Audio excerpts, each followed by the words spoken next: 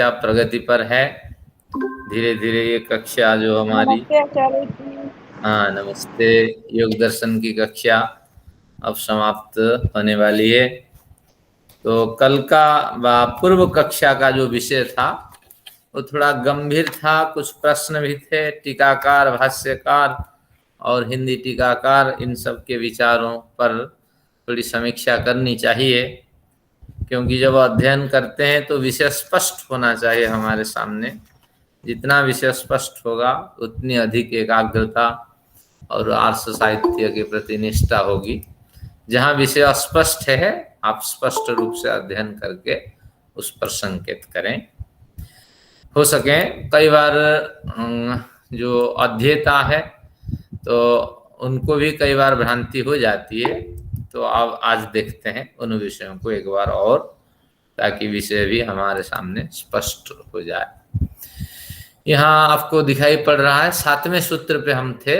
कर्म 3 प्रकार के, 4 प्रकार के बताए थे, और सामान्य व्यक्तियों के लिए आज अनुराधा जी जैसे बताई कि सामान्य व्यक्ति के लिए 3 प्रकार के कर्म होते हैं, और इन्हीं कर्मों में सामान्य व्यक्ति फंस जाता है। चतुर्थ कर्मों के बारे में तो हमारा वश नहीं चलता, हम कुछ नहीं कह सकते।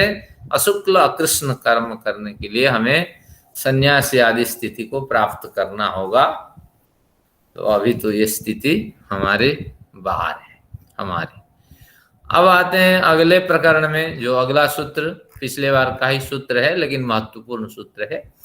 अब हम भाष्यकार को अभी छोड़ देंगे, केवल सूत्रकार क्या कहते हैं इसको देखते हैं, फिर भाष्यकार को लेंगे। सूत्रकार, मान लीजिए ये व्यास भाष्य नहीं होता तो सूत्र का अर्थ क्या होता, या व्यास जी ऐसे विचार नहीं देते तो सूत्र का अर्थ क्या होता, इस पे ध्यान देते हैं। ततः उन 3 प्रकार के कर्मों में से चतुर्थ कर्म तो हमारे बस का नहीं है। ततः यानी उसके बाद, उससे, तो किससे? 3 प्रकार के कर्मों से, पाप कर्म, पुण्य कर्म, मिश्रित कर्म, इन 3 प्रकार के कर्म समुदाय से। तद विपाक अनुगुणानाम, हमने एक सूत्र पढ़ा था, क्लेश कर्म विपाकाशयी। तो पहले क्लेश उत्पन्न होता है, क्लेशदायक कर्म को हम करते हैं। जब क्लेश मूलक कर्म होता है तो कर्म फिर क्लेश के विद्यमान रहने पर गलत कर्म होते हैं। तो क्लेश से कर्म से फिर विपाक से फिर आशय का निर्माण होता है। क्लेश कर्म विपाकाशय। अब इसको धीरे धीरे समझते हैं उसी सूत्र को। क्लेश अविद्यादि 5 क्लेश, इन क्लेश से कितने कर्म उत्पन्न होते हैं? 3 प्रकार के कर्म, पाप कर्म, पुण्य कर्म, मिश्रित कर्म।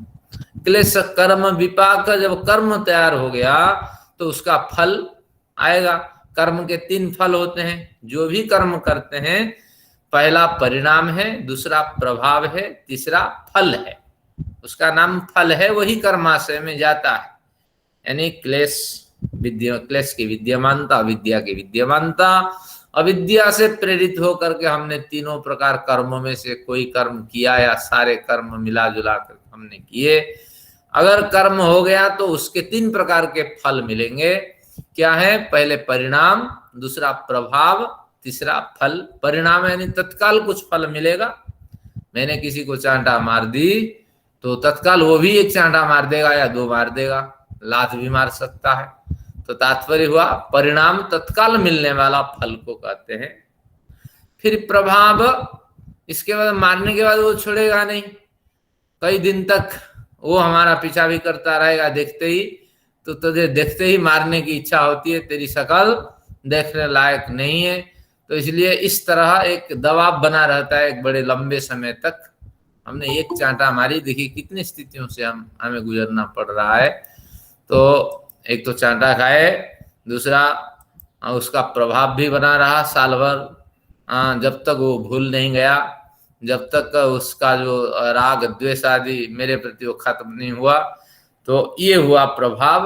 और इसके बाद परिणाम इतने में खत्म नहीं हुआ। अगर हमने गलत समझ करके उसको चांटा, हमने मारी है, तो उस चांटे का जो, अगर हमारी जितनी गलती प्रवृत्ति, हम चाहते थे 10 मारें, लेकिन हम दुबले पतले व्यक्ति हैं, इसलिए हम उसको मार नहीं पाए, एक से हम 2 चांटे खा गए। तो लेकिन हमारी जो भावना है उसके प्रति अगर गलत है, ईश्वर अलग से हमारे कर्माशय में उसका फल दर्ज करा देगा, हमारे कर्माशय की कॉपी में वो चढ़ा देगा। अगर हमने ऐसे ही मार दिए उसको, लेकिन उसने हमें अधिक मारा, तो निश्चित रूप से हमारे खाते में ईश्वर एक फल भी दर्ज कराएगा, कंपेंसेशन का फल। वो व्यक्ति दुष्ट व्यक्ति है, उसने गलत से आपको पीड़ित किया और आपका ये उद्देश्य नहीं था, आपकी ये भावना नहीं थी। तो तात्पर्य ये हुआ, अविद्या रूपी क्लेश हमारे हृदय में विद्यमान हुआ। क्लेश के बाद 3 प्रकार के हमने कर्म किए, कर्म के कुछ फल मिले, विपाक यानी फल मिले। क्या फल है? वही है 3 प्रकार, परिणाम, प्रभाव और क्या है ना, फल। इस प्रकार 3 प्रकार के इसके रिजल्ट मिले। अब फिर जो फल के रूप में गया, परिणाम प्रभाव तो हम भोग लिए, हाँ, अब जो फल के रूप में गया, सुख गया या दुख गया, कंपेंसेशन दर्ज हुआ, या हमारी भावनाओं के अनुरूप अधिक गलत कर्म दर्ज हुआ, तो उससे फिर हमें क्या मिलेगा ना, कर्माशय की प्राप्ति होगी। सूत्र यही कह रहा है, क्लेश कर्म विपाक यानी फल, फल के बाद आशय की प्राप्ति होगी। आशय यानी कर्माशय, वो धर्माधर्म संस्कार के क्षेत्र में जाएगा या वासना संस्कार के क्षेत्र में जाएगा। इन दोनों में से किसी एक आशय से, आशय यानी संग्रह, तो उससे वो युक्त हो जाएगा।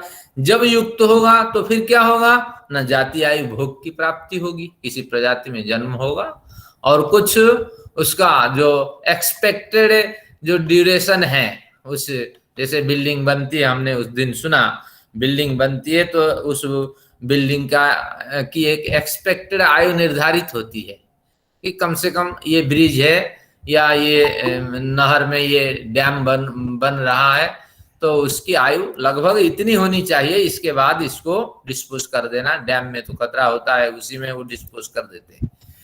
तो इसलिए इस तरह जब किसी प्रजाति में जन्म हुआ, उस प्रजाति के अनुसार एक एक्सपेक्टेड एज आपका निर्धारित होगा, और भोग उस हिसाब से एक्सपेक्टेड, ये आपके जो फैसिलिटीज है वो आपको उसमें उपलब्ध हो जाएंगी। फिर धीरे धीरे इसमें वृद्धि हो सकती है या हानि हो सकती है, ये हमारा स्वरूप है। और जैसे हम जाति आयु भोग प्राप्त कर लिए, संसार में व्यवहार किए, तो फिर हमारे जो जो संस्कार मौजूद है, उस संस्कारों के वासनाएं, विचार हमारे मन में उठेंगे, फिर नए कर्म होंगे, अच्छे भी हो सकते हैं, बुरे भी हो सकते हैं। एक बड़ी लंबी प्रक्रिया है, इसको 4-5 स्टेजेस में सूत्रकार ने बांटा। फिर एक बार कहता हूं, अविद्यादि क्लेश हमारे अंदर अगर मौजूद है तो 3 प्रकार के कर्मों को हम जन्म देंगे, ये दूसरा स्टेज है। 3 प्रकार के कर्मों से हमें 3 प्रकार के फल भी मिलेंगे, एक परिणाम, एक प्रभाव, एक फल। इस तरह 3 प्रकार के फल भी मिलेंगे, और उस फल नामक जो परिस्थिति हमें प्राप्त होगी, तो उस परिस्थिति के हिसाब से हमें जाति आयु भोग की प्राप्ति होगी। जाति आयु भोग की प्राप्ति हो जाने पर जैसे हम संसार में व्यवहार करेंगे, समाज में व्यवहार करेंगे, तो हमारे पूर्व वासनाओं के अनुरूप, पूर्व संस्कारों के अनुरूप वासनाएं, विचार हमारी स्मृति में ये सारी उठने लगेंगी। तो उस हिसाब से वासनाएं जब उठेंगी, फिर हमारा कर्म, नया कर्म होगा, या उस कर्म की पुष्टि में और भी बढ़िया अच्छे कर्म हम कर सकते हैं। तो इस तरह का एक क्रम है। अब उसी क्रम में इसको समझते हैं, ततः यानी अविद्यादि क्लेशों के विद्यमान रहते जो हमने 3 कर्मों को जन्म दिया, उससे विपाक की उत्पत्ति हुई। विपाक से क्या अभिप्राय है कि परिणाम, प्रभाव और फल, इनकी प्राप्ति हुई। और इनमें परिणाम, प्रभाव, फल, ये तीनों को 2 हिस्सों में भी बांट देते हैं। ये सुखद होंगे, दुखद भी होंगे। अगर मैंने पढ़ाई कक्षा और आपको सम्मान के साथ पढ़ाया तो सुखद मुझे मिलेगा। कक्षा के साइट खोलते ही आप सब नमस्ते करते हैं, मुझे बड़ी खुशी होती है। अरे मैं वाकई में काम का आदमी हूँ, थोड़ी देर के लिए सोचता हूँ, मुझे सम्मान मिलने लगता है। तो निश्चित रूप से सुखद फल मिलेगा या दुखद फल मिलेगा। इस तरह फल को 2 हिस्सों में हम बांटते हैं, या फल को 3 हिस्सों में बांटेंगे। फल रूपी जो हिस्सा है क्योंकि फल तीन है, परिणाम प्रभाव, ये दो तो यही भोग लेते हैं। फल रूपी जो स्थिति हमारे कर्माशय में दर्ज हुई तो उसके दो स्वरूप होते हैं, सुखद और दुखद। तो उसी का ये वर्णन कर रहा है। तीन प्रकार के हमने कर्म किए, फिर सुखद दुखद रूपी फल हमारे कर्माशय में दर्ज हुए। तो फिर इसके बाद जब कर्माशय हमारा बन गया, अब क्या होगा, जाति आयु भोग की प्राप्ति होगी। जब जाति आयु भोग की प्राप्ति होगी तो उस हिसाब से कुछ संस्कार वहां से हमें प्रारब्ध के रूप में मिलेंगे। तो फिर ततः तद विपाक, और विपाक के अनुगुण, अनुगुणानाम, देखिए अनुगुणानाम में षष्ठी है, वासनानाम में षष्ठी है। तो ये वासना जो है यहाँ ये नाउन है और एडजेक्टिव यहां तक है। ततः तद्विपाकानुगुणानाम वासनानाम एव अभिव्यक्ति। कैसी वासनाओं की अभिव्यक्ति होती है, प्रश्न उठा। मनुष्यों को कैसे विचार उठते हैं मन में, मनुष्यों के मन में कैसे विचार उठते हैं ना, ऐसे विचार उठते हैं कि विपाक के द्वारा अनुगुणित, अनुगुणित का मतलब अनुरूप, सदृश, विपाकों के सदृश, सुख दुख रूपी विपाकों के सदृश जो वासनाएं उठती हैं, तो उन्हीं वासनाओं की अभिव्यक्ति होती है। वासनाएं कब उठेगी, जब जन्म मिल जाएगा। यहां जन्म जाति आयु भोग छिपा है, इस सूत्र में उन्होंने नहीं कहा, कहने की आवश्यकता नहीं, पहले कह रखें और ग्रंथकार समझ जाएंगे। यानी पहले कर्म करिए, कर्मों के सुख दुख रूपी, इतनी बड़ी चर्चा भी उन्होंने नहीं की। फल ही हमारा कर्माशय में जमा हो जाता है और जो परिणाम और प्रभाव को भोग लेते हैं।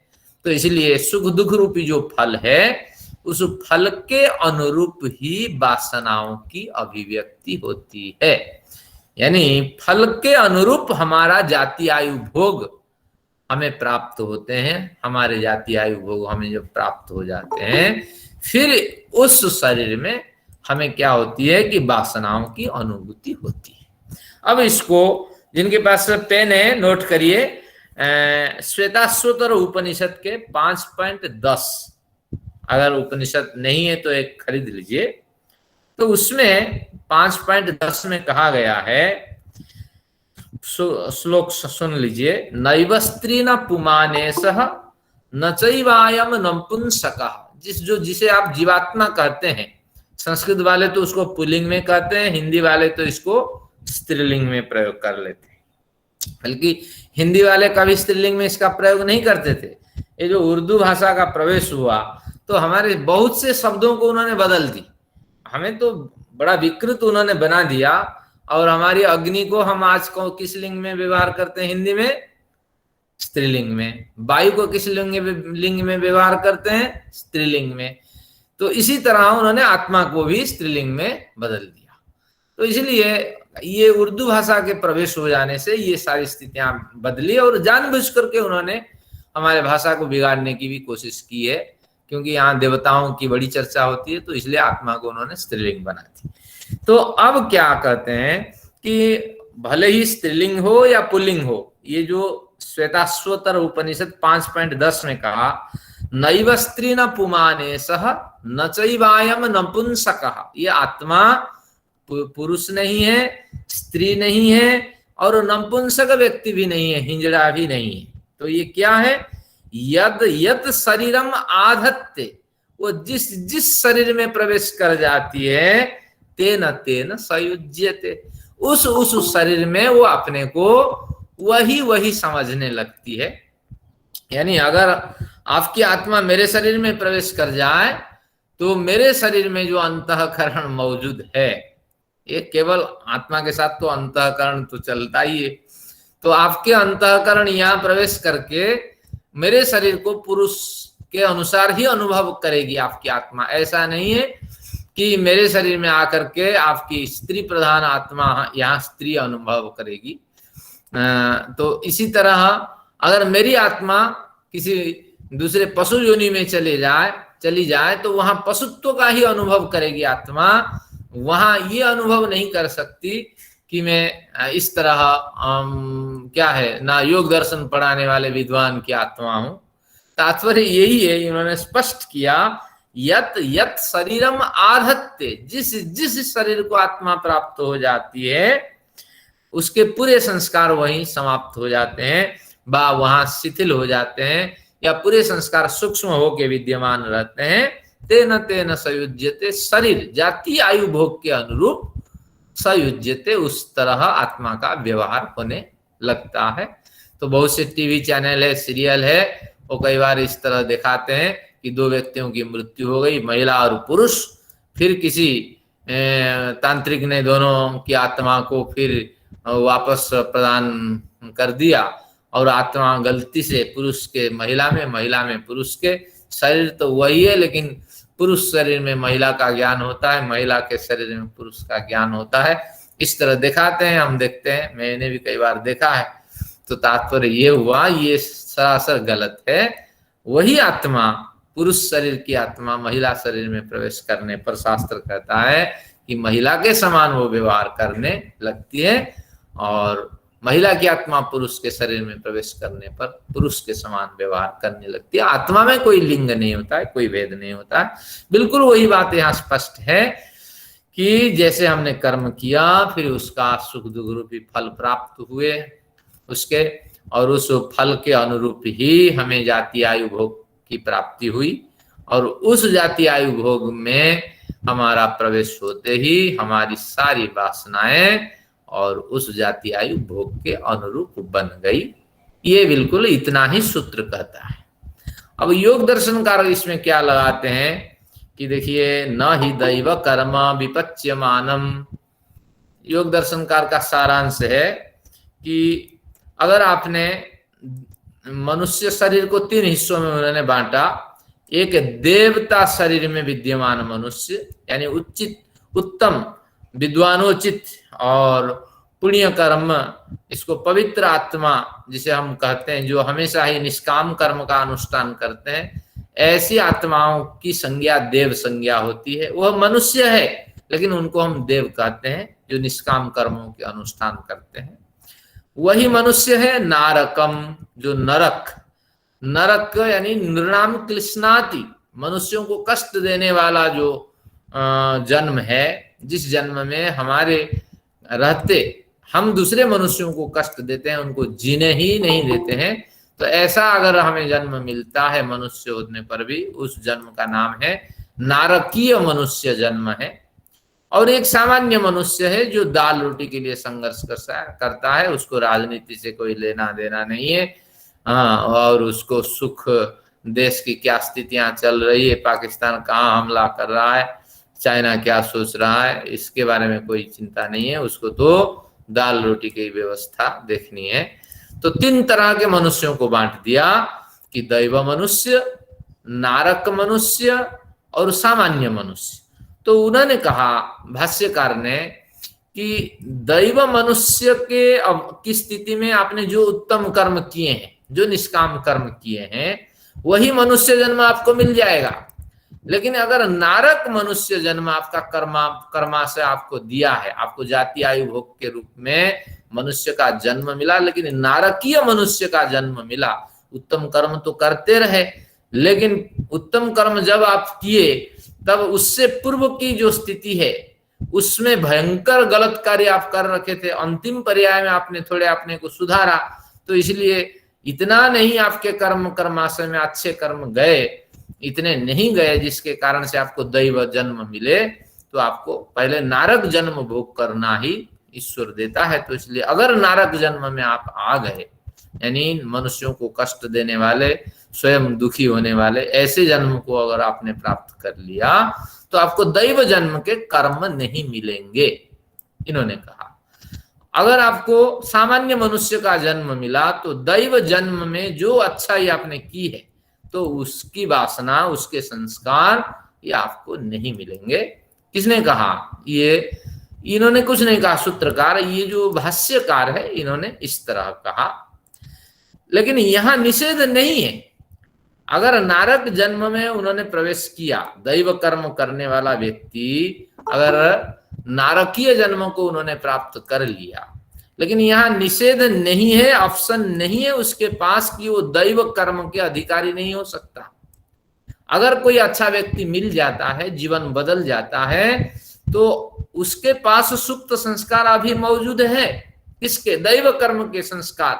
मान लीजिए 99% कर्म उस पे हावी है, नारकीय कर्म, लेकिन 1% उसके अच्छे संस्कार के रूप में और सूक्ष्मीकृत संस्कार उसके मौजूद हैं। अगर किसी ने संकेत कर दिया भैया ये कार्य करना है, तो उस पे वो अगर लग गया, तो निश्चित रूप से ये दैव कर्म के संस्कार जो सुप्त रूप में, उसमें सूक्ष्म रूप में विद्यमान रहते हैं, ये संस्कार धीरे धीरे उसको प्राप्त होते जाएंगे। बिल्कुल ये यही कह रहे हैं कि विपाक के अनुरूप हमारे जो भी जाति आयु भोग की हमारे उपलब्ध होते हैं, जाति आयु भोग की प्राप्ति होती है, तो उस जाति आयु भोग में वासनाओं की अभिव्यक्ति होती है, जाति आयु भोग के अनुरूप वासनाओं की अभिव्यक्ति होती है। लेकिन यहाँ निषेध नहीं है कि जाति आयु भोग के अनुरूप वासनाओं की प्राप्ति होने पर दूसरी वासनाएं यहाँ उपलब्ध नहीं होंगी, ऐसा कहीं निषेध नहीं है।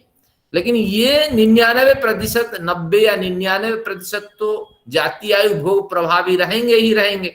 लेकिन सूक्ष्म रूप में अभी भी ऑप्शन है। हमने तो सूत्र पढ़ा था पूर्व प्रकरण में कि क्लिष्ट कर्मों में भी अक्लिष्ट कर्मों के लिए अवसर है। अक्लिष्ट कर्म समुदाय को करते हुए भी क्लिष्ट कर्म समुदाय में भी प्रवेश का वहां गुंजाइश है। तो इसलिए कभी भी ये नहीं सोचना कि अगर हम अच्छे कार्य कर रहे हैं और अच्छे जन्म हमें अगले जन्म में मिल गया तो हम नीचे नहीं खिसक सकते, ये भावना हटा देनी चाहिए। अभी भी ऑप्शन है, और इतना जोर से खिसकेंगे कि मानो पहाड़ के ऊपर से नीचे भी गिर सकते हैं। तो इसलिए ये सूत्र को बारीकी से आप समझिए। ये भी यही कह रहे हैं, हम भी वही कह रहे हैं कि यहाँ ज्यादा जाति आयु भोग के कारण प्रभाव रहेगा, वासनाओं का प्रभाव बना रहेगा, लेकिन सूक्ष्म रूप में बाकी सारे जन्मों के संस्कार विद्यमान रहेंगे और अवसर मिलते ही ये धीरे धीरे प्रकट होंगे। तो ये सूत्र का वास्तविक यही अभिप्राय है।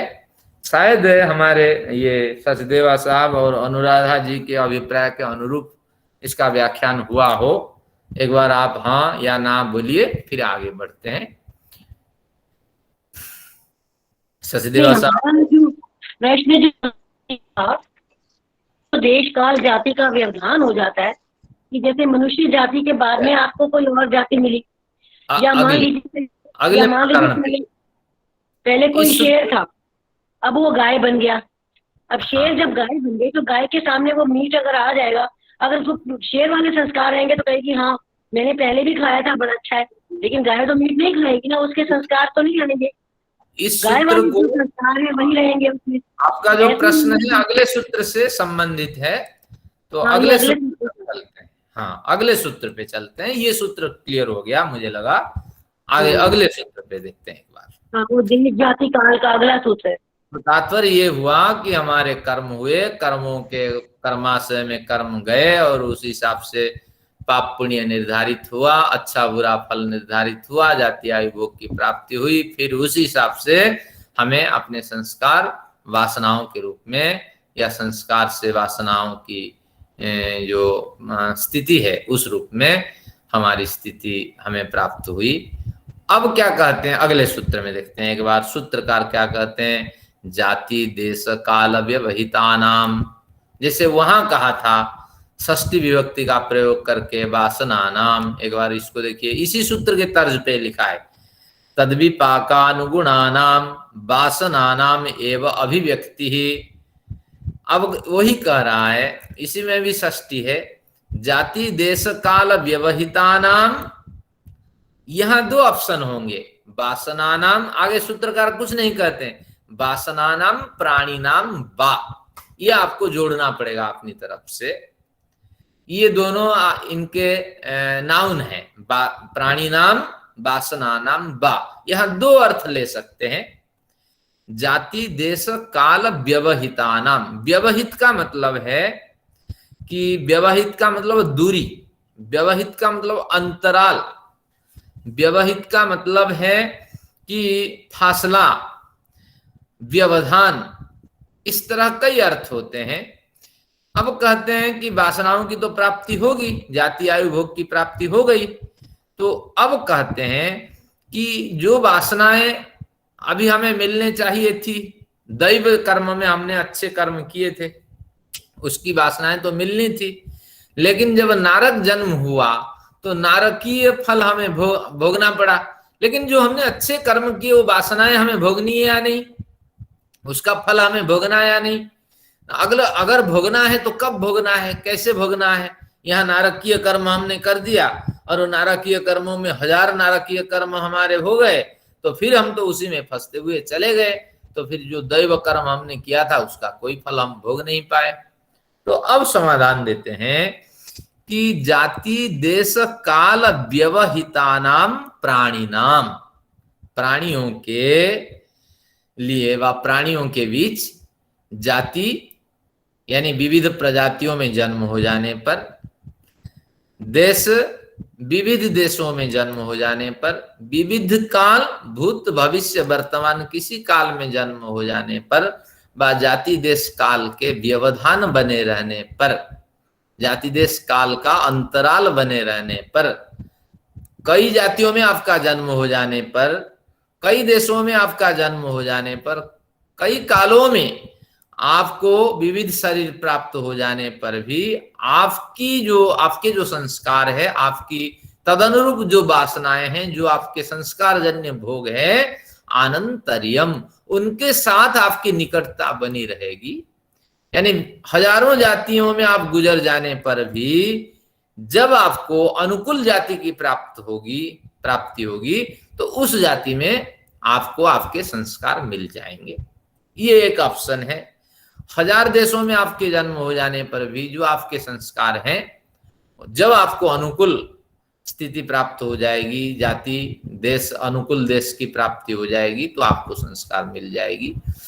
1000 काल व्यवधान कालों में यानी अनेक काल व्यतीत हो जाने पर, भूत भविष्य वर्तमान आदि कालों में गुजर जाने पर भी आपके संस्कार वहां पड़े रहेंगे, दैव कर्म के संस्कार, तो वो आपको मिल जाएंगे। इस तरह टीकाकार के भाष्य का ये अभिप्राय है। लेकिन ये यहाँ एक ऑप्शन ये भी आता है कि जाति देश काल व्यवहितानाम, इन सब में सबकी स्थितियों में व्यवधान होने पर भी संस्कारों की निकटता बनी रहती है। जरूरी नहीं कि आपको आपका संस्कार बना रहेगा। जब आपको जब मनुष्य जन्म होगा, फिर दैवोचित मनुष्य जन्म होगा, नारकीय मनुष्य में नहीं मिलेगा, और आपको कौन से न सामान्य मनुष्य में फल नहीं मिलेगा। लेकिन जब आपको दैवोचित मनुष्य जन्म होगा तभी आपको फल मिलेगा। ये जो कथन है ये गले नहीं उतरता है, और ये ग्रंथकार का अभिप्राय भी नहीं है। टीकाकार ने इसको बिगाड़ के रख दिया। नारकीय जन्म प्राप्त करता हुआ वाल्मीकि, जिसके बारे में हम कहते हैं, भले ही लोग इसमें टिप्पणी करें, या नारकीय जन्म में पिसा जा रहा था जो ध्रुव है, छोटा सा बालक था 8 साल का, उसको क्या पता ईश्वर क्या होता है। लेकिन उसको देखिए, अचानक उसको उस जन्म में उसको मिलना ही नहीं था, क्योंकि एक उम्र होती है और एक समझ होती है, उससे धीरे धीरे प्रौढ़ता आती है। लेकिन वो ईश्वर भजन के लिए निकला, फिर नारद ने उसको अध्ययन आदि करा करके उसको साधु बना दिया, योगी बना दिया। तो तात्पर्य ये हुआ कि जाति की यहाँ बात ही ना करें कि केवल ही आपको दैव मनुष्य की जाति प्राप्त होने पर, जैसे भाष्यकार ने कहा, आपको ही विकास का मार्ग मिलेगा और नहीं मिलेगा, ऐसा नहीं। निंदित व्यक्ति की स्थिति में, जो रविदास है, जिसे रविदास हम संस्कृत में कहते हैं, जूता सिलते हुए व्यक्ति को भी देखिए उस जाति में, वो कौन सी जाति है, नारकीय जाति हम कह सकते हैं उसको, क्योंकि अरे जूता पशु हत्या करके ही चमड़े ला करके प्राचीन काल में बनाए जाते थे। तो इसलिए उस स्थिति में भी, जाति में गलत जाति होने पर भी देखिए इनको जो वासनाओं के आनंतर्य है, जो भोगों का जो आनंतर्य है, उत्तम जन्मों के भोगों के आनंतर्य वहां प्राप्त हो जाते हैं। तो निश्चित रूप से यहाँ 2 अर्थ किए जा सकते हैं कि हजारों जन्म व्यतीत हो जाने पर, 1000 देशों में जन्म हो जाने पर, अनंत काल व्यतीत हो जाने पर आपको आपके फल मिल जाएंगे। ये तो सामान्य सा व्याख्यान है जो भाष्यकार करते हैं, लेकिन इसका विशेष व्याख्यान यही है, आप किसी भी स्थिति में विद्यमान हो और आपके अंदर उस जाति आयु भोग के अनुरूप 99% उस जन्म की वासनाएं मौजूद हैं, लेकिन इसके बावजूद भी अभी फासला है कि कहीं अच्छा मार्ग मिल जाए। गाय के सामने, जैसे अनुराधा जी ने कहा, हमने रखा, मांस रखा और घास। अब गाय किसे खाए? अब गाय की जो 99% संस्कार कह रही है कि मुझे घास खाना है, मांस नहीं खाना है, तो वहां तो संभव नहीं है। लेकिन गाय के पास अभी भी ऑप्शन है। गाय अपने को सुधार सकती है, मालिक के अनुरूप बन सकती है। कुछ तो अच्छाई है जो मालिक को गाय पसंद हो, जिस अच्छाई के कारण, तो उस अच्छाई से वो जुड़ सकती है। लेकिन पूर्णतः उसमें सारे संस्कार मिल जाएंगे, दैव कर्मोचित संस्कार, ये बात नहीं। लेकिन अभी भी बड़े गुंजाइश है, क्योंकि जो तिर्यक प्राणियों में एक संस्कार चला जाता है, उसका नाम है वासना संस्कार। हमारे यहाँ वासना संस्कार दग्ध बीज हो जाते हैं, धर्माधर्म संस्कार के कारण हमारा फल मिलता है और हम उसको भी शिथिल कर देते हैं। लेकिन मनुष्यतर योनियों में एक संस्कार विद्यमान रहता है, उसका नाम है वासना संस्कार। उस संस्कार के बल पर गाय क्या करती है? गाय हो, पशु हो, अपने जो पूर्व जन्म के संस्कार है उनको भी खींच लेती है, और उस हिसाब से उसकी आयु कभी लंबी हो जाती है, जो निर्धारित आयु है जाति आयु काल भोग के हिसाब से, या कई बार घट भी जाती है। तो उग्रता के कारण जबरदस्त मार पड़ती है, उसकी मृत्यु हो जाती है।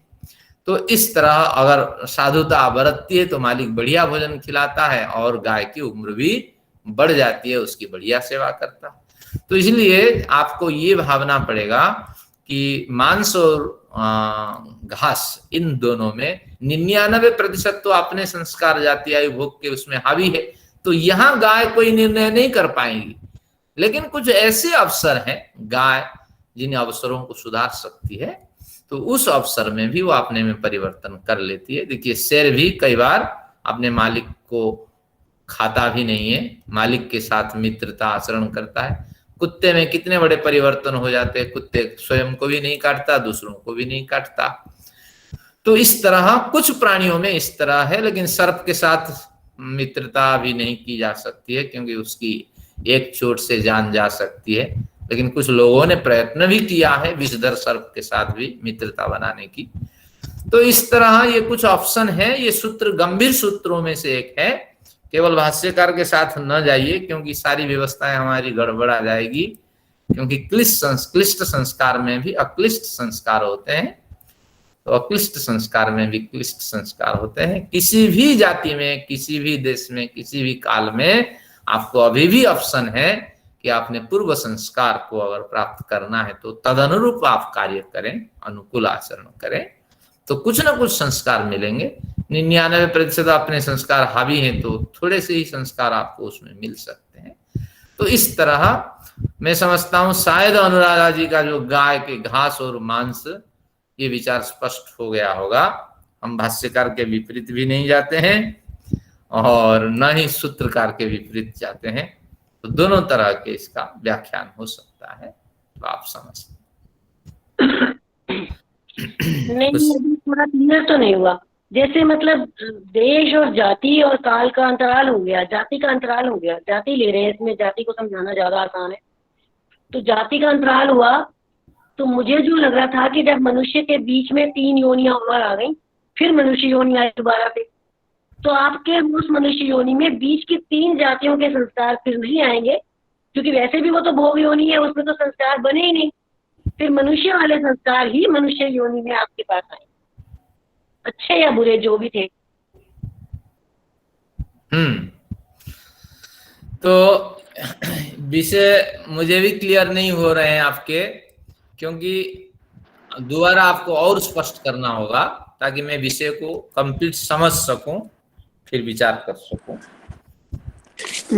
ये आचार्य जी, मुझे लगता है हम सभी अभी इसके ऊपर विधि ध्यान करें तो अच्छा होगा, क्योंकि जो सूत्रकार ने लिखा है या जो स्वामी जी ने भी इस सूत्र का जो सूत्रार्थ किया है, बिल्कुल वो भी कोई ऐसे नहीं किया उन्होंने भी समझ के ही किया है। तो उसको भी देख लेना चाहिए और सब हम सब जो हैं उसके ऊपर ध्यान से विचार करें, तो फिर उसके बाद निर्णय अपना अपना लें। धन्यवाद। बस चलिए, विषय स्पष्ट हुआ कि सूत्रकार का जो सूत्र है इसको दो तरह के हम व्याख्यान कर सकते हैं, व्यास भाष्य के अनुरूप, और एक विविध योनियों में हमारा जन्म होते हुए, विविध देशों में हमारी प्राप्त होते हुए, और विविध कालों में हम रहते हुए भी अपने जो पूर्व संस्कार है उनमें से कुछ संस्कारों को हम प्राप्त कर सकते हैं। सारे संस्कार तो हमें मिल नहीं सकते। तो इस तरह इस सूत्र पे आप स्वयं चिंतन करें, और कुछ विवादित विषय होते हैं उनको निधिध्यासन या समाधि के द्वारा संस्कार प्राप्त कर समझना होता है। तो ये सूत्र का भी, इस सूत्र का भी हमने अध्ययन कर लिया है। पूर्व संस्कार तो मिल जाएंगे। प्रश्न तो ये जो था जिस पर कंट्रोवर्सी हो रही है कि बीच की और योनियों वाले भी संस्कार आपको मिलेंगे या नहीं, या आपको उसी योनि के मिलेंगे। गाय को गाय के ही मिलेंगे, मनुष्य को मनुष्य के ही मिलेंगे, शेर को शेर के ही मिलेंगे, ऐसा था। प्रश्न ये चल रहा था। ठीक है, मैं समझ गया। अब समझा। यानी पहले आपको दैवोचित मनुष्य जन्म मिला, देवताओं के श्रेणी के आप मनुष्य रहे, और कुछ गलत कार्य आपके पूर्व विद्यमान रहे, जिसके कारण से आपको नारकीय जन्म मिला, और फिर नारकीय जन्मों से आप 2-3 जन्म और खिसक गए, शेर बन गए, बिल्ली बन गए, चीता बन गए। अब जब आपका अच्छा वो कर्मा से भोग हो गया, आप फिर आएंगे देवोचित प्राप्त करने के लिए। लेकिन उस समय भी निर्धारित होगा कि जो देवोचित कर्म है उसकी मात्रा कितनी है, पहले देवोचित कर्म की मात्रा कितनी पड़ी है। तो इस हिसाब से एक बड़े पैमाने पे एक देवोचित कर्मों का प्रारब्ध निकलेगा, फिर उसको वहां आप भोग करेंगे। ये इसका अभिप्राय है। मतलब बीच की योनियों के संस्कार तो नहीं आएंगे ना, उनमें तो वैसे भी संस्कार नहीं बनते। एक जन्म के संस्कार नहीं आते हैं, कई जन्मों के संस्कार मिले हुए होते हैं। नहीं, मनुष्येतर योनियों में तो संस्कार नहीं बनते ना, वो तो भोग योनि है, उनके संस्कार तो नहीं बनते ना, बनते हैं उनके भी संस्कार। जो बनते हैं भोग योनियों में वो वहीं भोग हो जाते हैं, इसलिए उसका नाम भोग योनि है। वहां एक संस्कार आपका होता है ना, वासना संस्कार, ये भूल जाते हैं। वहां गाय भी गालियां देती है, कुत्ता भी आपको गालियां देता है, और जब उसको दुख होता है, समय पे भोजन नहीं मिलता, तो इत्यादि प्राणियों में एक वासना बनी रहती है, ये मेरा दुश्मन है, ये मेरा मित्र है। तो उसके कारण से, अच्छाई और बुराई के कारण से आपकी आयु बढ़ जाती है, वहां आपके भोग वहां बढ़ते हैं, आपकी स्थितियां होती है, लेकिन वो वही भोगना होता है उसी जन्म में, अगले जन्म में वो नहीं आता है, आगे नहीं चलता है संस्कार। ये इसका सिद्धांत है। और इस तरह, लेकिन जो आपके पड़े होते हैं अच्छे कर्म, देवोचित कर्म, ये एक साथ निकलते हैं कि 100% कर्म आपको मिले, अगले जन्म में आप आनंद ले सकें। चलिए इस पे विचार करिएगा।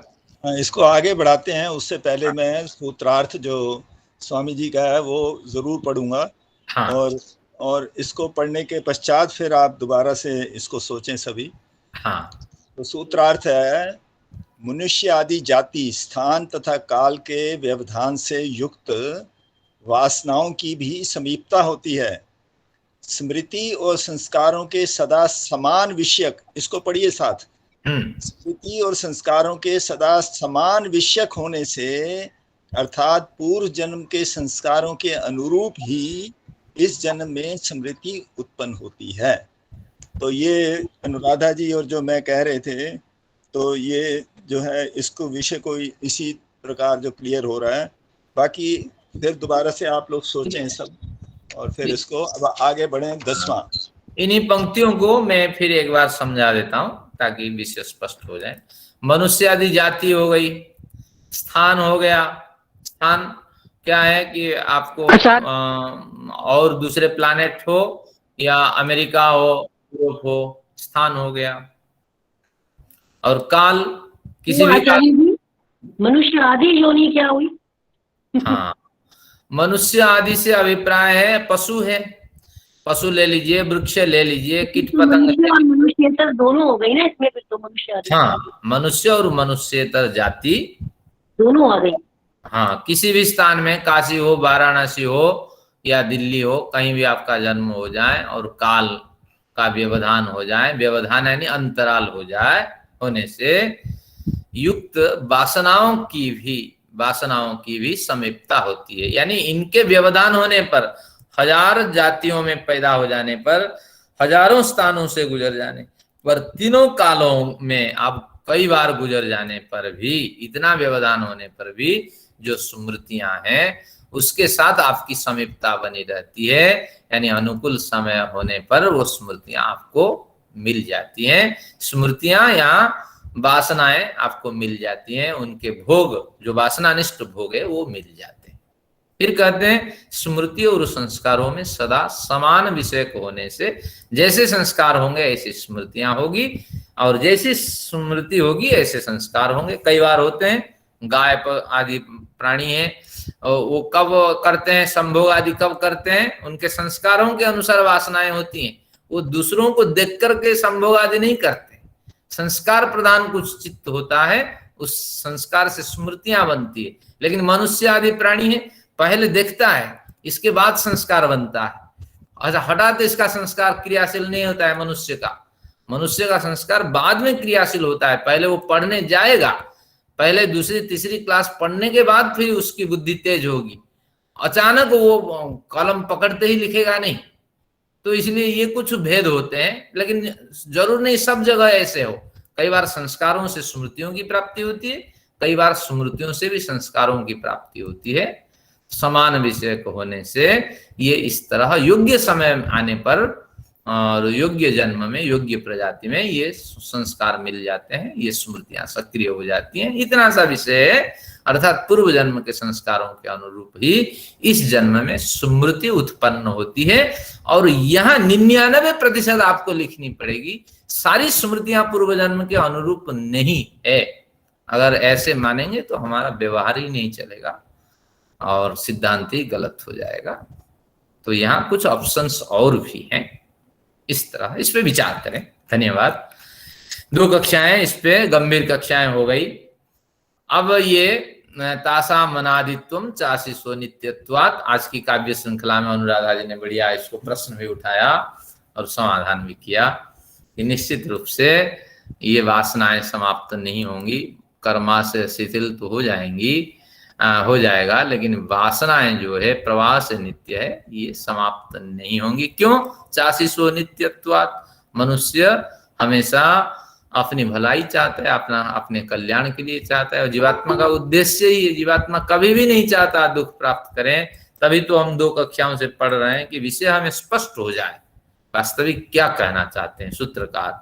तो इसलिए हम हमेशा अपने कल्याण के लिए प्रयत्नशील रहते हैं, तो कहीं ना कहीं हमसे त्रुटि हो जाती है। अगर आत्म कल्याण के लिए प्रयत्न करते हैं तो त्रुटि नगण्य है। सांसारिक भोग के लिए प्रयत्न करते हैं और हम जिंदा रहना चाहते हैं, और मैं जिंदा नहीं रहूं ऐसा हो नहीं सकता। 1000 व्यक्तियों की मृत्यु हो जाए, मैं तो जिंदा रहूं, मेरा सेवक जो है वो बर्बाद हो जाए, हाँ, और उसकी जिंदगी खराब हो जाए, लेकिन मुझे तो पानी समय पे मिले, बढ़िया भोजन मिले। मैंने थोड़ी ठेका लिया हूं कि उस सेवक का भी कल्याण मुझे करना है। सब अपने अपने कर्म के फल भोगते हैं। तो इस तरह की वृत्तियां बनी रहती है और हम दूसरों को कष्ट देते हैं, पीड़ा देते हैं। तो फिर संस्कार बनते हैं, स्मृतियां बनती हैं, वासनाएं बनती हैं। ये है। अब बढ़िया बात यहाँ आई। अब आज का प्रकरण है, मेरे पॉइंट माइंड में और आया कि मनुष्य आदि से अगर हम ये मतलब ना लें कि मनुष्य और मनुष्येतर, ये ना लें, और सिर्फ ये ले कि मनुष्य और मनुष्य के जन्म में भी तो बहुत तरह की योनियां एक मतलब हो जाता है। कोई तो बिल्कुल ही ऐसा होता है कि रोटी भी नहीं मिलती उसको, और बहुत दुख पाता है, डिसेबल्ड है या क्या है, और कोई बहुत ही अच्छा हो जाता है। तो वो ये मनुष्य आदि से अगर मतलब ले ले, और मनुष्येतर ना, इसमें मनुष्येतर ना ले, नहीं, हमारा आदि तो व्यापक है। फिर मेरा और चंद्रमा जी का पॉइंट प्रूव हो जाता है फिर कि हम फिर तो वो आदि तो व्यापक है, तो इसलिए जाति को उन्होंने कॉमन रखा है। आदि शब्द व्यापक अर्थों में होता है।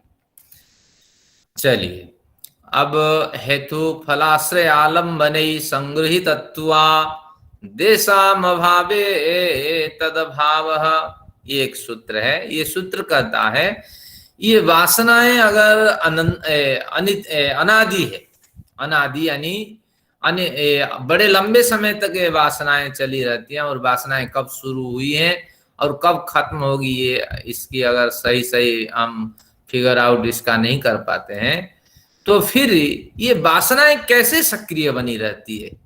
उनके तो कोई पैर होगा, कोई आवास होगा, कहीं तो रहती होंगी ये वासनाएं। किन किन आधारों पे वासनाएं टिकी रहती हैं बताइए। हम उन आधारों को पहचान कर नष्ट कर देते हैं। जब नष्ट कर देंगे तो वासनाएं प्रभावी नहीं होंगी, जब वासनाएं नहीं होंगी तो संस्कार नहीं होंगे, तो धीरे धीरे शीघ्र ही हम सफलता प्राप्त कर जाएंगे। क्यों योगाभ्यास आदि इतना करें, श्रम करें। तो अब कहते हैं, इसको समझाते हैं, कहा हाँ ये ऑप्शन भी हो सकता है।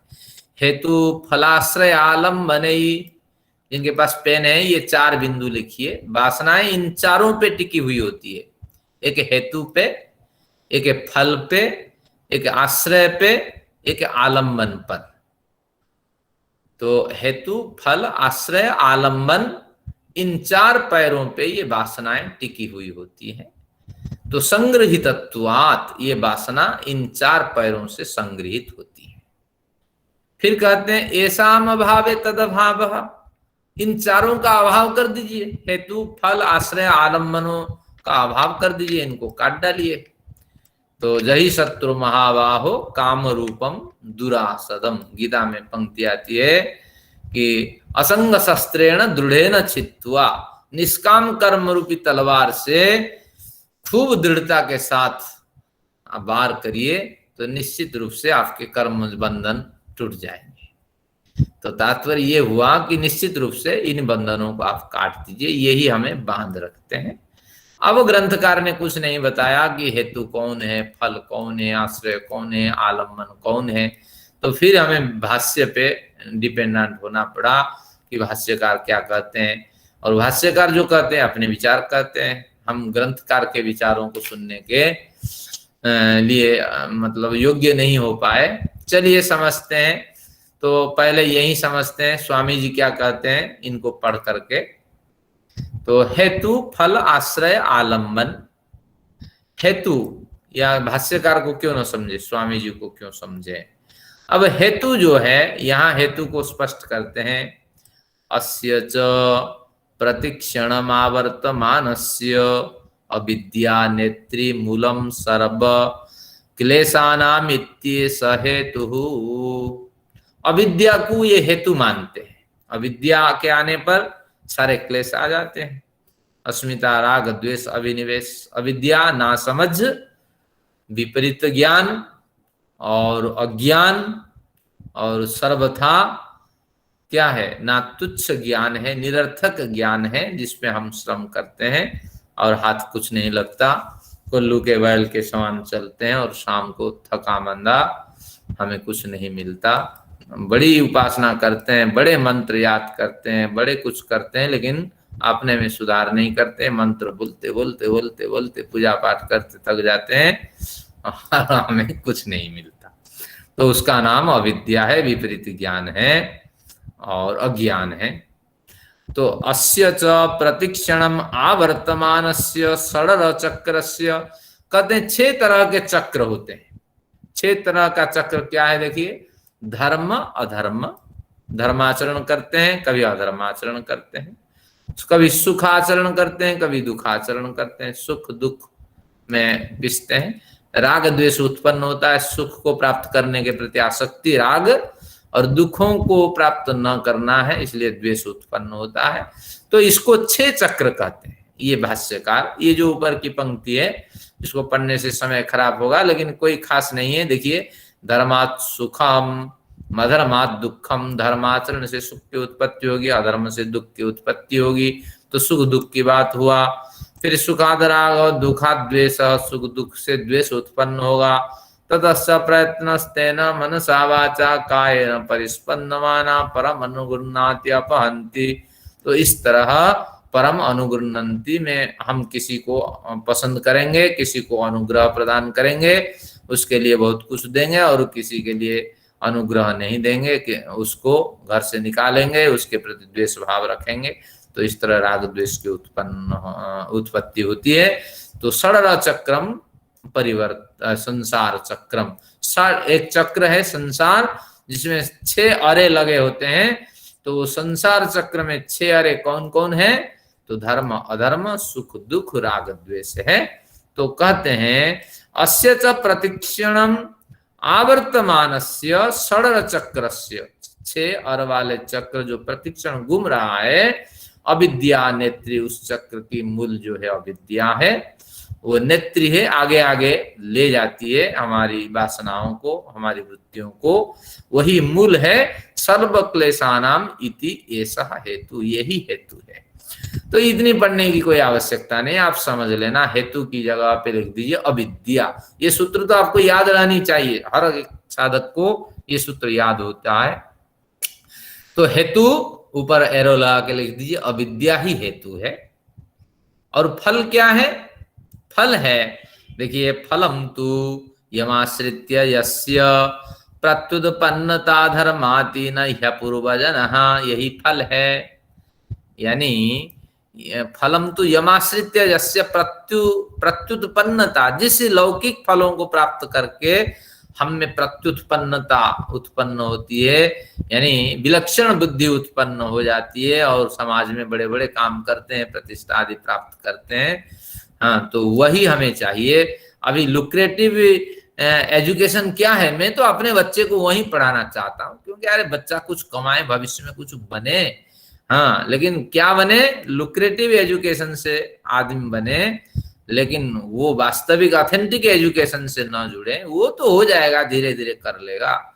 तो ये जो मांग है कि लौकिक फलों में व्यक्ति फंस जाना और वहीं सफलता प्राप्त करना, साइंटिस्ट है कह करके हम आंख बिल्कुल फाड़ देते हैं, बड़ा साइंटिस्ट है, लेकिन है दुष्कर्म करने वाला व्यक्ति, पता ही नहीं है कैसे जीवन जिया जाए। खा लिया, मुंह पोंछ लिया, हैंड वॉश क्या करना है, वहीं से उसको उठाया, टिश्यू पेपर, मुंह धो लिया, फिर आगे जा करके वो दांत में, मैंने कहीं भोजन कर रहा था, अभी नजदीक की बात है, थोड़े 1-2 हफ्ते में, उसके घर में रहा, खा लिया मेरे साथ एक व्यक्ति ने, बैठा, फिर दांत में उसकी खुजली हुई तो फिर उसको निकाला, फिर इसको हाथ से ऐसे दबाया, फिर उसको मुंह में डाला, फिर चबाया। तो इस तरह की प्रवृत्ति है। तो वही कह रहा है, स्वामी जी ने इसको बढ़िया खोला, मैंने आज पढ़ा था इसको। स्वामी जी क्या कहते हैं, देखिए, हेतु फल को उन्होंने खोला। फल को खोला, प्रायः व्यक्ति धन संपन्न आदि लौकिक सुखों को लक्ष्य बनाकर कर्म करता रहता है। तो जिन लौकिक कर्मों से सुख आदि लक्ष्य बनाकर व्यक्ति कर्म करता है, उन्हें फल है। ये स्वामी जी का अभिप्राय है। फल का मतलब है लौकिक सुख और भोग की प्राप्ति।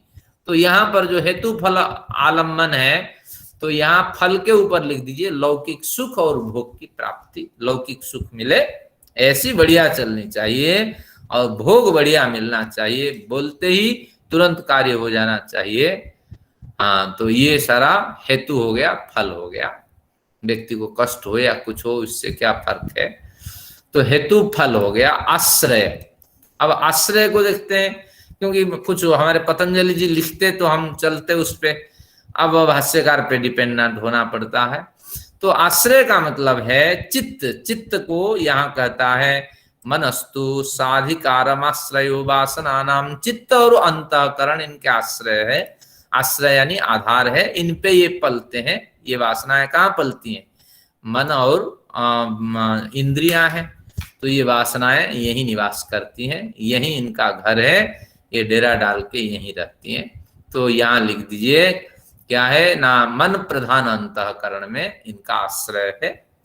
आश्रय जो है आलम्बन, आश्रय तो नींव है, आलम्बन आधार है। आलम्बन आधार यानी सपोर्टिंग, क्या कहेंगे इसको, सपोर्टिंग एस्पेक्ट है।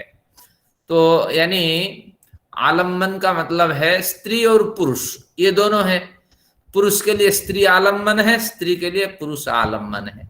लेकिन आधार क्या है ना, आधार उनका निवास घर है, ये भी गृहस्थ है, वो भी गृहस्थ है। तो इस तरह सपोर्टिंग जो एस्पेक्ट क्या है इसमें, कि जिसको आधार बनाकर, जिसके आश्रय से लंबे समय तक ये रहना पसंद करती हैं वासनाएं। तो अभी देखते हैं ये क्या कहते हैं, ये न ह्यवसिताधिकार मनसि निराश्रया वासनास्तातुमुच्छहन्ते यदभिमुखी भूतम वस्तु वायां वासनां व्यनक्ति तस्यास्तदा आलम्बनम। हाँ, ये कहता है यदभिमुखी भूतम वस्तु याम वासनां व्यनक्ति, यानी भोग ग्रहण करने की जो इच्छा है, हमारी भोग ग्रहण करने की इच्छा न हो तो जब आलम्बन ही नहीं रहेगा तो अंतःकरण में वासनाएं धीरे धीरे सूक्ष्म हो जाएगी। लेकिन भोग ग्रहण करने की अभी इच्छा है, अरे शादी तो करके देखा जाए तभी सन्यासी बनेंगे, कब तक काम कुंठा से जीवित रहें। हाँ, तो इसलिए एक बार तो आए जिंदगी, एक बार मिलिए, एक बार तो शादी करके देखा जाए, हाँ शादी की लड़ू कैसा लगता है। तो ये वासना है, एक बार तो क्या करें ना, जो हमारी कामनाएं हैं उसकी तो पूर्ति कर लें। तो इस तरह जब तक वासनाएं बनी रहती है तब तक ये आलम्बन है। इन वासनाओं की पूर्ति के लिए अंतःकरण सक्रिय होता है, आश्रय को प्राप्त होता है। तो अंतःकरण जब सक्रिय हो जाता है, उससे पूर्व जो विद्यमान है फल है, फल यानी जो हमारी सांसारिक भोग प्रतिष्ठा में प्रतिष्ठित होने की प्रवृत्ति है, तो वो भी सक्रिय हो जाती है। तो फिर आगे क्या होता है, अविद्या भी इसके पीछे कारगर हो जाती है। तो अब ये रहा हेतु फल आश्रय आलम्बन के ऊपर लिख दीजिए एरो लगा करके कि भोग ग्रहण करते रहने की प्रवृत्ति। मैं हमेशा भोग ग्रहण करूं, मरने तक मैं दुखी ना रहूं, मरने तक मैं गरीबी ना झेलूं, मरने तक मैं बीमारी से पीड़ित न रहूं। तो इस तरह ये चार जो स्थितियां हैं मनुष्य की, यानी संसार में सामान्य मनुष्य की स्थितियां होती है। तो इसलिए इन स्थितियों से बंधे रहने के कारण साधु भी यही करता है, लेकिन साधु निष्काम भावना से कार्य करता है, अविद्या उसके अंदर होती नहीं है, तो विद्या प्रेरित वो कर्म करता है, सांसारिक फलों से वो रहित होता है, इसलिए उसका फल दिव्य फल होता है, अपने कल्याण, परमात्मा, ये समाज का कल्याण। उसका जो आश्रय होता है, किसका, साधु का जो आश्रय होता है, हमारा आश्रय क्या है ना, हमारा आश्रय अंतःकरण है, साधु का भी वही आश्रय अंतःकरण है। हमारा मलिन अंतःकरण है, उसका पवित्र अंतःकरण होता है। आलम्बन क्या है कि इसी तरह सांसारिक भोगों को मैं भोगता रहूं, हर बार इसी मौसम में क्या है, फल के मौसम में मैं व्यापार लगाता रहूं, थोड़ा और बढ़ाता रहूं, 2 आदमी और लगाता रहूं, थोड़ी कमाई करता रहूं। तो इस तरह की प्रवृत्ति सामान्य व्यक्ति की, एक साधु का भी प्रयत्न रहता है कि हर एक अच्छे अवसर पे मैं और अधिक साधना करूं, और अधिक ज्ञान के अधिकारी बनूं, और ज्ञान को बांटूं, स्वयं ज्ञान से जीऊं। तो इस तरह हेतु फलाश्रय आलम्बन ही संगृहीतत्वात्, ये चारों से हम सक्रिय रहने के कारण ये वासनाएं हम में विद्यमान होती हैं। ऐसाम अभावे तद अभाव, तो इन चारों को हम हटा सकते हैं। अगर अविद्या हट जाए, जड़ ही काट दी जाए, तो बाकी हमारे सारा कुछ बदल जाना है। अगर ऐसा नहीं होता है, जड़ नहीं काटते, तो धीरे धीरे टहनियां काटते काटते जड़ तक भी पहुंच सकते हैं। आलम्बन को हटा दीजिए। आलम्बन क्या है, हमेशा ही मैं इसी तरह जीवन जीऊं, इससे भिन्न कोई जीवन नहीं है, तो ये प्रवृत्ति आप हटा दीजिए तो बढ़िया जीवन जी सकते हैं। भले ही सामाजिक जो प्रतिष्ठा है वो आपकी खत्म हो जाए, तो खत्म होना ही तो हम चाहते हैं। सामाजिक प्रतिष्ठा खत्म होते होते धीरे धीरे हमारा दायरा संकुचित होता जाएगा, हम अध्यात्म की ओर बढ़ते जाएंगे, और सामाजिक प्रतिष्ठा जितनी बढ़ती जाएगी तो उतने में हम फंसते जाएंगे। हम आलम्बन से युक्त हैं और आश्रय सक्रिय हो जाएगा, फल सक्रिय हो जाएगा। तो अविद्या रूपी आपके हेतु फल यानी सांसारिक मान प्रतिष्ठा से जीवित रहना, ये फल है। आश्रय मलिन अंतःकरण से युक्त रहना, और आलम्बन यानी सांसारिक भोगों से हमेशा ही लिप्त बने रहना, कभी भोगों से निवृत्ति प्राप्त नहीं करना। तो इन चारों के कारण वासनाएं बनी रहती है। ऐसा अभाव है तद अभाव, और जिन लोगों ने इनका अभाव को अपनाया तो निश्चित रूप से तद अभाव, तो तद तेसाम वासनानाम अभाव, तो उन वासनाओं का अभाव वहां हो जाता है और ये वासना रहित हो जाते हैं। लेकिन ये कठिन है, केवल हम व्यवहार में नहीं उतरता है, लेकिन प्रयत्न करने पर जो साधक हैं वो होते ही हैं, ब्रह्मचर्य से वो निकल जाते हैं और एक समय भी आता है व्यक्ति अपने में परिवर्तन कर लेता है। हमारे आसपास बड़े व्यक्ति मिलते हैं, तो इनका अन्वेषण हमें करना चाहिए। आदर्श व्यक्ति तो बहुत होते हैं, हमें उनकी खोज करनी चाहिए। तो अब तो समय नहीं है, अब केवल हमें इस सूत्र का अध्ययन करके चलना है। केवल इसका सारांश बता देता हूं। अब जब वासनाओं की चर्चा हो गई है तो तात्पर्य है तेसाम अभाव, उनका अभाव हो जाता है, तो बड़ी खुशी हो गई कि हाँ इनका अभाव हो जाएगा। लेकिन यहाँ ये कहते हैं भैया अभी भी आप खुशी मत मनाओ, क्योंकि कभी भी अभाव नहीं होता है। अगर अभाव हो जाएगा तो अभावात्मक वस्तु है, फिर वासनाएं दोबारा आपको मिलेगी नहीं। तो इनका अभाव नहीं, अदर्शनम लोपहा, वो दिखाई नहीं पड़ते हैं लेकिन ये विद्यमान रहते हैं। जैसे घड़ा था, घड़ा एक समय में नहीं था, लेकिन वो घड़ा था या नहीं? हाँ, आपने मूल उपादान कारण में विद्यमान था। अब घड़ा अभी है, कहां से आया? उसी मूल उपादान कारण से आया। अब आगे चल के घड़ा भी टूट जाएगा, टूट जाएगा तो घड़ा कहाँ जाएगा? घड़ा का अभाव नहीं है, घड़ा अपने मूल उपादान कारण में अभी भी विद्यमान है। अगर कहेंगे नहीं घड़ा नष्ट हो गया, तो घड़ा तो कभी उत्पन्न होगा ही नहीं, उसका सारा कंसेप्ट खत्म हो गया। तो इसलिए वासनाएं अभाव हो जाएगी उस साधक के लिए उस स्थिति में, लेकिन वासनाएं खत्म नहीं होगी। वो अपने मूल स्वरूप में, जैसे घड़ा चला जाता है प्रकृति के मूल स्वरूप में, वो वासनाएं चली जाएंगी। फिर जैसे अनुकूल समय आएगा तो आपकी वासनाएं फिर सक्रिय होकर आपको मिल जाने वाली है। तो इस तरह ये सूत्र है, कल खोलेंगे। तो आप अब अध्ययन को थोड़ा मजबूती करिए, जो सूत्र में संकेत करता हूं उसका अध्ययन करिए। तो मुझे तो बड़ी खुशी हुई, सचदेवा साहब और अनुराधा जी ने प्रश्न रखे, कुछ लोग पढ़ते हैं, मुझे खुशी हुई। तो इस तरह आप आनंद प्रदान करते रहिए। आज की आचार्य जी, ये सत्कार्यवाद हुआ ना जो आपने अभी बताया? हाँ, यही विषय है। चलिए, आप अध्ययन करती हैं, ये बड़ी खुशी है, और भी सभी लोग करते होंगे, और इसको जारी रखें। प्रश्न होना चाहिए, और कुछ संभावित प्रश्न हो देख लीजिए, नहीं तो सत्र समाप्त करते हैं। यहाँ समय भी है, मेडिटेशन भी थोड़ा कर सकते हैं, संडे है, जैसी आपकी इच्छा है देख लीजिए। मतलब सत्कार्यवाद ये हुआ कि वासनाएं खत्म नहीं हुई ना, वही जैसे कर्माशय शिथिल तो हुआ था। हाँ। लेकिन दग्ध बीज तो नहीं हुआ, दग्ध बीज तो किसी एक का कहीं जाकर होगा। बिल्कुल। और ऐसे ही वासनाएं थोड़ी शिथिल तो होंगी लेकिन नष्ट नहीं होंगी। तो ये हो जाएंगी, उस जगह हो जाएंगे, आपके आसपास नहीं आएंगी। पुण्यात्मा जो लोग हैं तो उनकी तो वासनाएं नष्ट हो सकती है ना, उनकी भी नहीं होंगी? नहीं, वासनाएं नष्ट नहीं होती हैं, घड़ा कभी नष्ट थोड़ी होता है। घड़ा तो फिर अपने मूल उपादान कारण में चला जाता है। हाँ, तो इसलिए वासनाएं प्रकृति रूप है। आगे कहेगी, ये कहेंगे योग दर्शन का, तीनों गुणों में वो विलीन हो जाती हैं। फिर जब आपका कर्माशय आ जाता है, उसके अनुरूप वासनाएं फिर, ये आपके अंतःकरण जब सक्रिय हो जाता है, उसके अनुरूप वासनाएं फिर आ जाती हैं। तो इस तरह, और अगर इसको विनाश मान लें तो फिर सत्कार्यवाद आपका लागू हो जाएगा कि जो है वही तो प्रकट होगा ना, जो सत्य है वही तो प्रकट होगा, जो है नहीं। खरगोश के सिंग नहीं होते हैं, कभी खरगोश सिंग वाला आपको दिखाई थोड़ी पड़ेगा, और पड़ेगा तो कोई किसी ने लगा दिया हो, मर दिया हो, ये माना जाएगा। वो तो अत्यंत भाव हो गया ना। हाँ, उसी अत्यंताभाव को यहाँ विनाश कहते हैं। वो अत्यंताभाव नहीं हो पाएगा, जो है वही दिखेगा, जो नहीं। अत्यंत भाव ना होना ही सत्कार्यवाद है ना।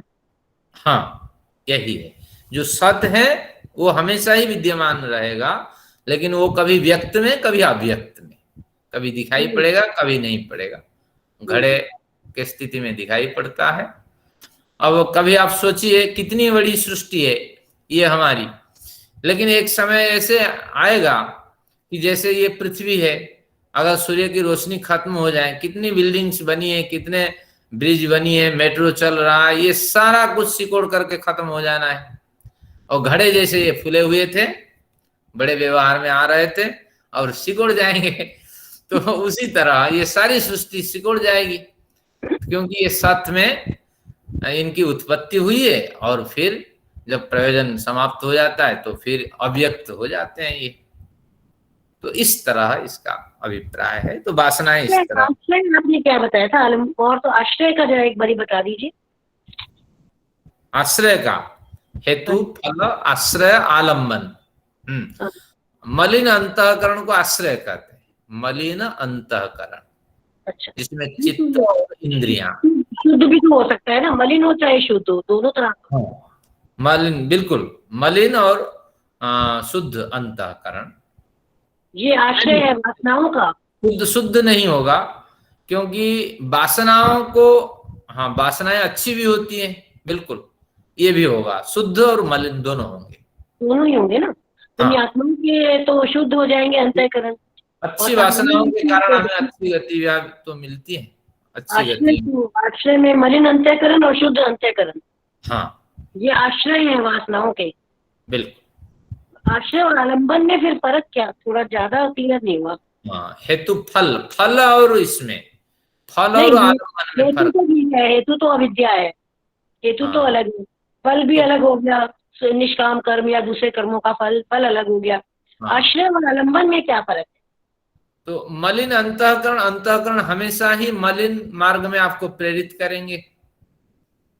इंद्रियां आपके मलिन विचार को प्रस्तुत करेंगे या अच्छे विचार को प्रस्तुत करेंगी, और आपका चित्त भी हमेशा अच्छे विचार या बुरे विचार को प्रेरित करने वाले होंगे।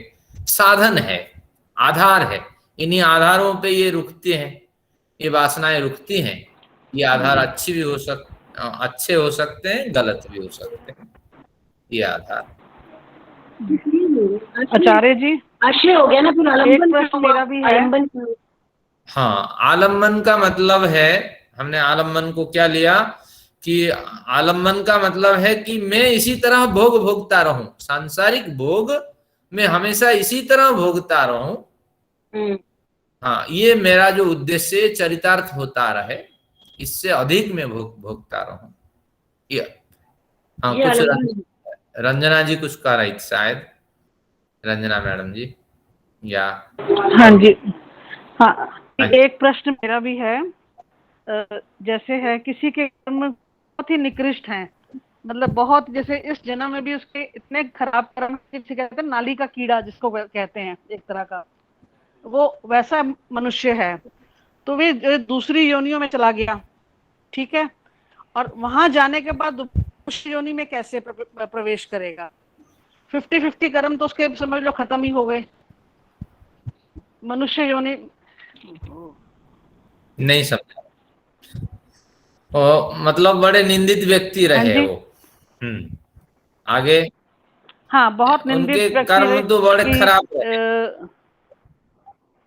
हाँ, बहुत बहुत खराब कर्म रहे, जैसे कहते हैं कि ये तो बंदा नाली का कीड़ा है, जिसको हम लोग कहते हैं, ठीक है ना, समझ गए? और वे जो और उसके बाद उसका जो जन्म होगा वो निकृष्ट योनियों में ही होता जाएगा, तो फिर वो 84 लाख योनियां भोग के ही आएगा मनुष्य योनि में।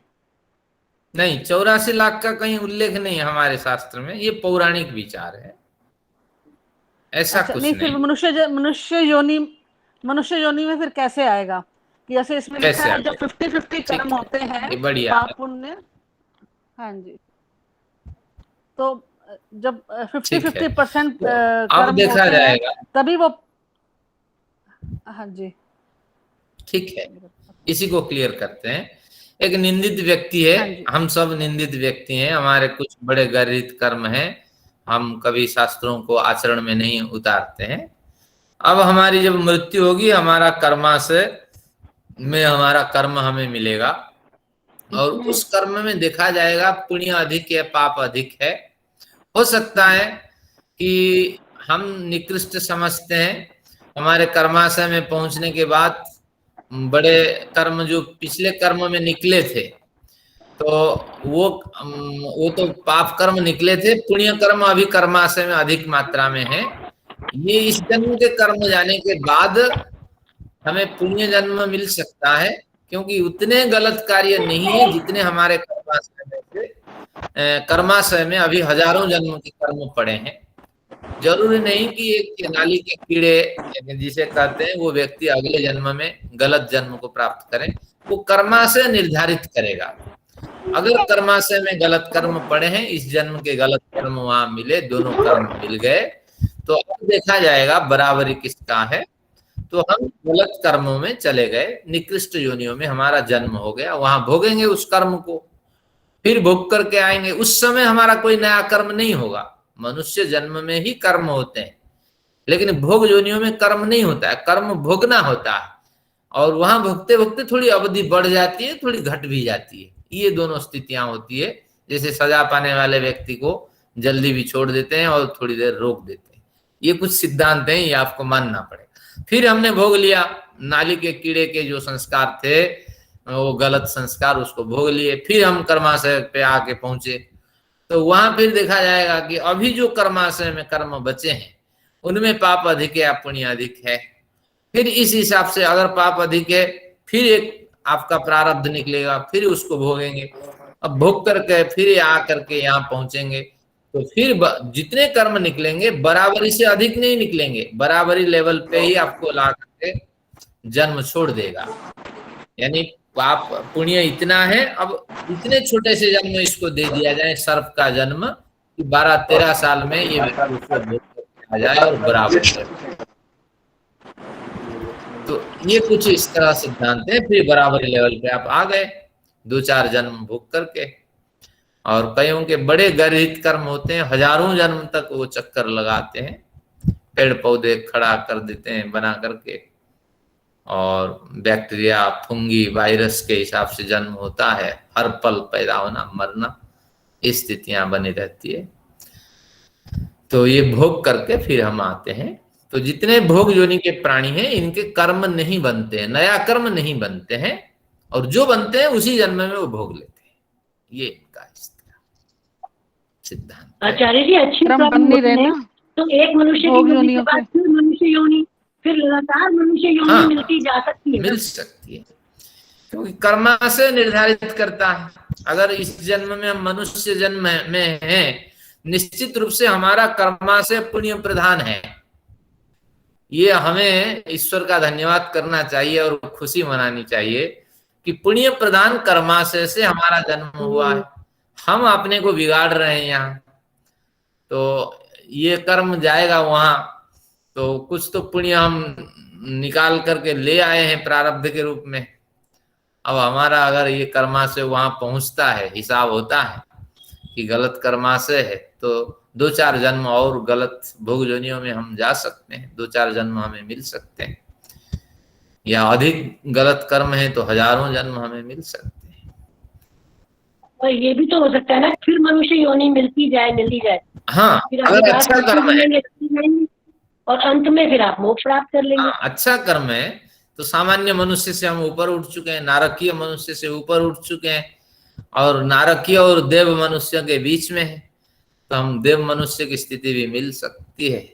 फिर आगे मुक्ति के लिए जीवन मुक्त की स्थिति है हमारे लिए ऑप्शन ज्यादा, लेकिन समझ बाद में आती है। तो कर्म को सुधारते सुधारते फिर हमारा शरीर शांत हो जाता है। तो ऐसी स्थिति में हम बैठे हुए हैं।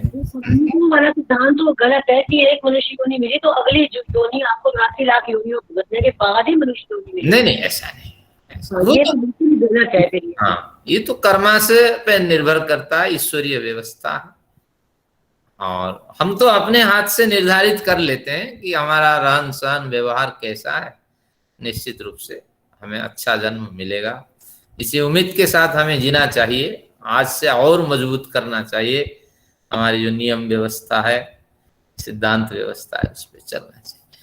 आइए सत्र समाप्त करते हैं। और बढ़िया चर्चा हो पाई अनुराधा जी के कारण और इनके सचदेवा जी के कारण। तो आइए आज शांति पाठ करते हैं। कुछ आपका ये अमित जी कुछ प्रश्न है? अमित जी हमारे बीच में सबसे कनिष्ठ हैं। हाँ, क्योंकि हम लोग थोड़े प्रौढ़ होते हैं और आप हमारे परंपरा के भी नहीं है, लेकिन रुचि भी रखते हैं।